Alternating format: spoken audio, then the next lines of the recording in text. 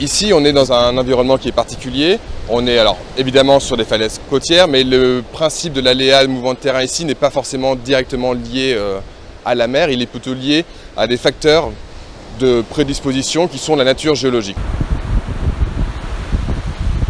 On voit très bien qu'on a des roches qui sont altérées, qui sont des argiles avec très peu consolidées, sur lesquelles on a mis des facteurs aggravants, c'est-à-dire qu'on a mis des occupations.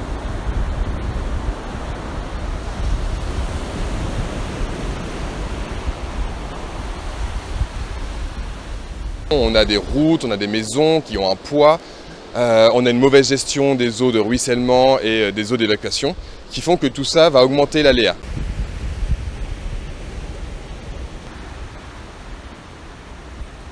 L'aléa mouvement de terrain, ici on est sur des éboulements de masse. On est sur une cinétique qui est quand même assez rapide, une vitesse qui est assez rapide, on a un effondrement qui va être instantané.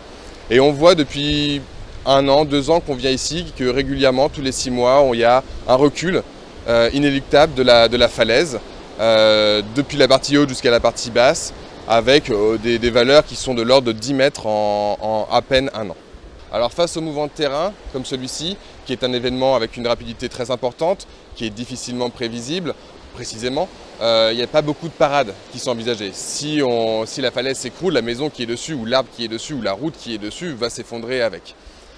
Donc effectivement, là, le risque est très élevé. On a maintenant des reculs de l'ordre de 10 mètres qui sont importants, qui sont bien contraints et bien mesurés. On a des évidences tout le long du littoral de cette partie-là qu'on a ces glissements de terrain-là, cette susceptibilité au glissement. Et on a maintenant des maisons qui sont exposées directement. Avant, elles avaient peut-être des jardins. Maintenant, les jardins sont partis à cause des mouvements de terrain. Maintenant, on a des maisons qui sont directement sous-cavées, voire même qui sont tombées.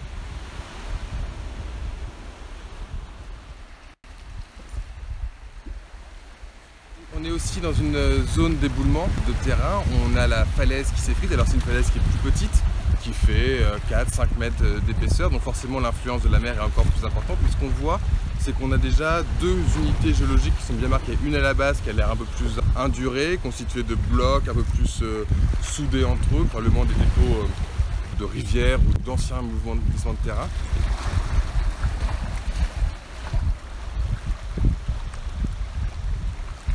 Et au-dessus, on a une partie beaucoup plus ocre, argileuse, sans éléments qui ressortent, qui est beaucoup plus friable effectivement et qui s'érode très facilement. Et là, on a les mêmes phénomènes. On a des facteurs de prédisposition sur la géologie et puis on a des facteurs aggravants qui sont l'occupation, l'aménagement, le poids des maisons sur cette falaise qui est relativement meuble. La mauvaise gestion des eaux usées, on voit de l'eau qui ressort et donc ça prouve bien qu'on a une mauvaise gestion des eaux usées ou des eaux de ruissellement.